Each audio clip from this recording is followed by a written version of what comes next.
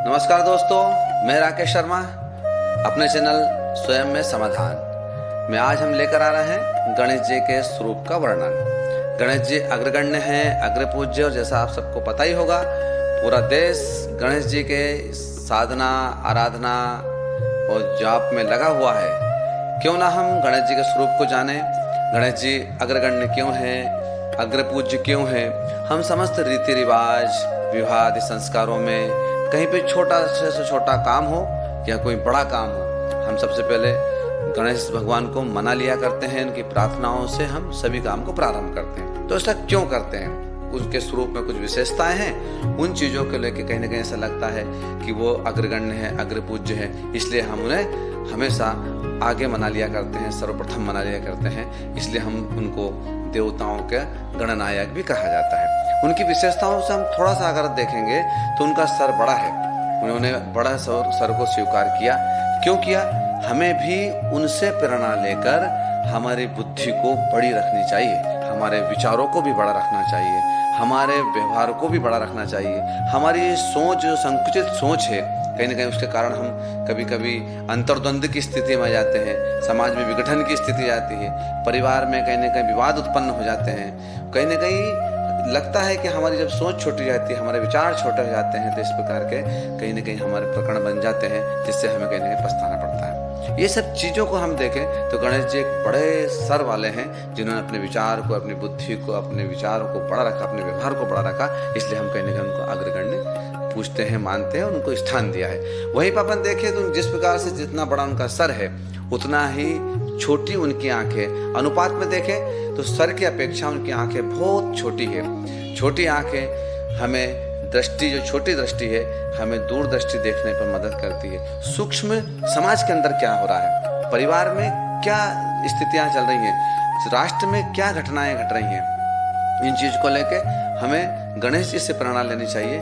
कि हम सूक्ष्म दृष्टि से चीज़ों का अवलोकन करते रहें, चीज़ों का लोकन करते रहें और चीज़ों को हम बनाते रहें, देखते रहें कि किस प्रकार से समाज में क्या घटनाएं घट रही है। उस आधार पर हम गणेश जी से ये संदेश देता है छोटी आंखें कि हमें छोटी दूरदृष्टि देखकर हमें बड़े काम को देखना है और हमेशा हर छोटी से छोटी चीज़ों को हमें देखना है, समझना है और उसे, उन चीज़ों को हमें लागू करना है अपने जीवन में। इसी प्रकार से हम देखते हैं कि आंखों के नीचे जैसे ही आते हैं तो गणेश जी का जो आंखें हैं, उसके बाद हम उनकी सूंड पे आते हैं तो सूंड यानी कि नाक प्रतीक होता है मान का, नाक प्रतीक होता है सम्मान का, नाक प्रतीक होते हैं स्वाभिमान के, हमारी मर्यादाओं का। तो कभी कभी हमें देखें बड़े बड़े जब युद्ध लड़े गए हैं तो सम्मान के लिए लड़े गए हैं। शूर्पणखा की नाक कटी, पूरी रामायण की अगर रचना हुई तो शूर्पणखा की नाक से शुरू होती है। उस सम्मान को ठेस पहुंची तो पूरे रामायण कहीं ना कहीं वहाँ से उसकी नींव रखा गया, उनका आधार जो बना है वो नाक पर बना है। इसलिए गणेश जी ने अपनी नाक को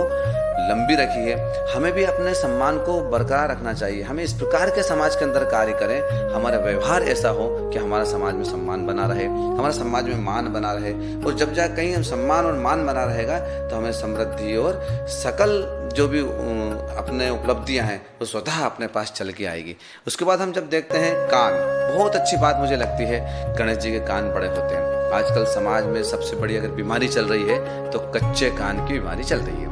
उस देखते हैं कि कहीं ना कहीं परिवार में किसी ने कुछ कह दिया, हमने अपने मन में रख लिया, कान से सुन लिया, हमने उसको कह दिया, तो एक निंदा, एक आलोचना जैसे समाज में चलती है, तो एक दूसरे से हम आलोचना करते हैं, एक दूसरे की निंदा करते हैं, तो कहीं ना कहीं हमारा व्यवहार भी उससे कमजोर पड़ता है और तनाव की स्थिति भी होती है, विवाद की स्थिति भी खड़ी हो जाती है। तो गणेश जी का बड़े कान हमें इस स्वरूप का वर्णन करता है, या बड़े कान इस चीज का संकेत करता है, या इस चीज से हमें बताता है कि हमें समाज के अंदर रहना है, परिवार के अंदर रहना है, तो हमारी सुनने की क्षमता भी बढ़ानी चाहिए।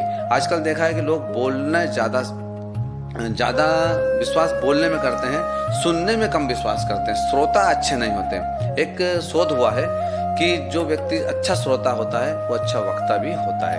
हमें अगर मान लो समाज के अंदर रुकना, समाज के अंदर सम्मान बरकरार रखना है, तो हमें समाज की बातों को, परिवार वालों की बातों को, छोटों की बातों को, बड़ों की बातों को, मित्रों की बातों को, परिवार के सदस्यों की बातों को सुनने की क्षमता रखनी चाहिए। हमें अच्छा श्रोता होना चाहिए। और फिर जब हम अच्छा श्रोता हो जाएंगे, अच्छे सुनने की क्षमता हम में हो जाएगी, तो उसको पचाने की क्षमता कायम में आएगी पेट में हमारे। इसलिए गणेश जी का पेट बड़ा है मित्रों, आप देख ही रहे हैं। सबसे बड़ा अगर पेट किसी देवताओं भगवान में है तो गणेश जी का पेट बहुत बड़ा है, क्योंकि वो जो चीज़ सुनते हैं उसकी पचाने की क्षमता भी गणेश जी के अंदर है।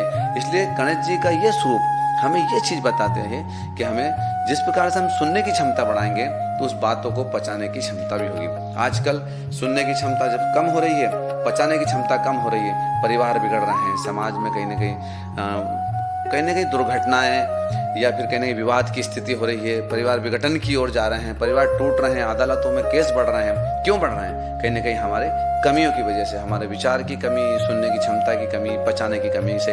एक सबसे अच्छी चीज मुझे जो लगी, हम आजकल देखते हैं कि प्रत्येक व्यक्ति 100 में से 90 व्यक्ति मुझे ऐसे लगे हैं जो कहीं ना कहीं लोन पे अपना जीवन यापन कर रहे हैं। तो कहीं देखें अपन, तो क्या हम जिन चीज़ों को, हमारे संसाधनों को हम इकट्ठा कर रहे हैं, संसाधन को हम जो सहेज रहे हैं, संसाधनों को हम लोन लेके ला रहे हैं, क्या उनके हमको वास्तव में आवश्यकता है? वो हमारी आवश्यकता है कि हमारी इच्छा है?